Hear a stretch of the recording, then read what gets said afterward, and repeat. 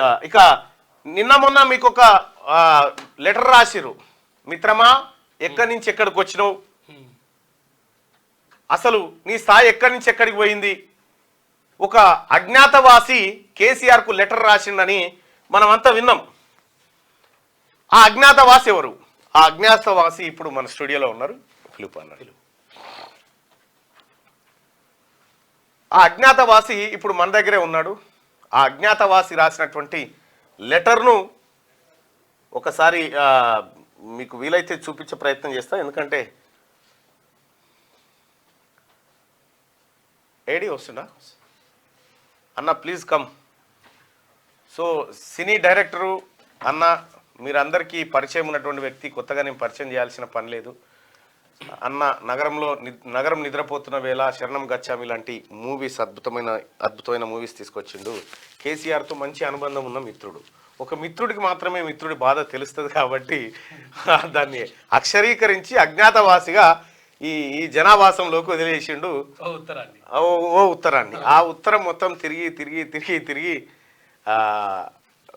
నేనే, నాకు మొన్న మిత్రుడు ఫోన్ చేస్తే, అంటే ఈ లింకు పంపిస్తే కొద్దిగా నాకు డౌట్ వచ్చింది అప్పుడే, కానీ నేను అన్నా కానీ కరెక్టే తీ అని చెప్పి అప్పుడు చెప్తే సరే అని చెప్పిన. అసలు ఎందుకు రాసినావన్నా, ఏంది కేసీఆర్ మీద ఇంకా నీకు ప్రేమ ఎందుకు చస్తలేదు, నీకు కారణం ఏందన్నా?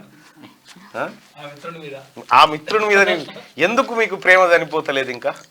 మనం కలిసి పని చేసినాం అంటే అయ్యో ఇట్లా అయిందనే బాధ ఉంటది కదా. మనం ఏమనుకున్నాం, దేనికోసం పని చేసినాం, ఏమైంది అంటే, నాది నా ప్రొఫెషన్ ఈ సినిమా రంగం అయినా కానీ అప్పుడు కూడా నేను సినిమా రంగం నుంచి దాదాపుగా బయటకు వచ్చి మాట్లాడింది ఒక ఎన్ శంకర్ గారు, నేనే దాదాపు. అప్పటి నుంచి ఉద్యమంలో పనిచేస్తున్నాం. అంటే మనం అక్కడ కొంచెం ఇబ్బంది అయిద్దని తెలిసినా కానీ మూమెంట్లోకి వచ్చి పనిచేసాం. అట్లా అప్పటి నుంచి మనం అబ్జర్వ్ చేస్తా ఉన్నాం ఏం జరుగుతుందంటే, వస్తే డెఫినెట్గా మనం మారుద్దనే మనం ఉద్యమంలో పని చేసినాం, కానీ ఇట్లా అయితే అనుకోని కాదు కదా. కేసీఆర్తో కలిసి పనిచేసాం, కేటీ రామారావు గారితో వాళ్ళ ఫ్యామిలీతో మొత్తం సన్నిహితంగా తిరిగి మూమెంట్లో పనిచేసాం, కేసులు పెట్టుకున్నాం, అన్నీ అయినాయి. ఎందుకు వాళ్ళ మీద ప్రేమ కొద్ది కాదు కదా. వస్తే తెలంగాణకి ఏమైనా మంచి జరుగుద్దనే ఉద్దేశం తప్ప. ఇప్పుడు తెలంగాణకు మంచి జరిగిందని ప్రేమరాజు గారు ఉత్తరం రాసిరా ఇట్లా? అంటే కనీసం అంటే జరిగిపోయిన ఎట్లాగూ, అంటే ఎంత తిన్నారో ఎంత మేసారో అదంతా జరిగిపోయింది, కానీ కనీసం ఇప్పుడన్నా కొంచెం రియలైజ్ అవుతారు. ఓదార్చినట్టు లేదు, ఎన్నో పెట్టి గెలికినట్టుంది మీ ఓదార్పు. అయితే అది నేను ఎప్పుడో 27th జనవరి నాడు రాశాను. అది రాసి ఫేస్బుక్లో పోస్ట్ రాశాను. నేను మర్చిపోయాను. రాసిన తర్వాత నేను మొన్న చూస్తే అది మీడియాలో చెక్కలు కొడతా ఉంది, యూట్యూబ్లో బాగా తిరుగుతూ ఉంది.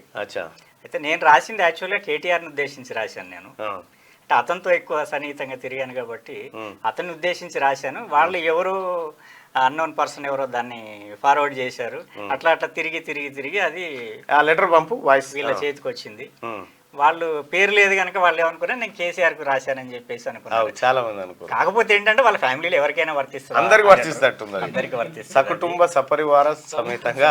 ప్రతి కుంభకోణంలో వాళ్ళందరూ భాగస్తులే కదా, కాబట్టి వాళ్ళు ఎవరికైనా వర్తిస్తుంది. సరే వాళ్ళు ఏ ఉద్దేశంతో పెట్టినా కానీ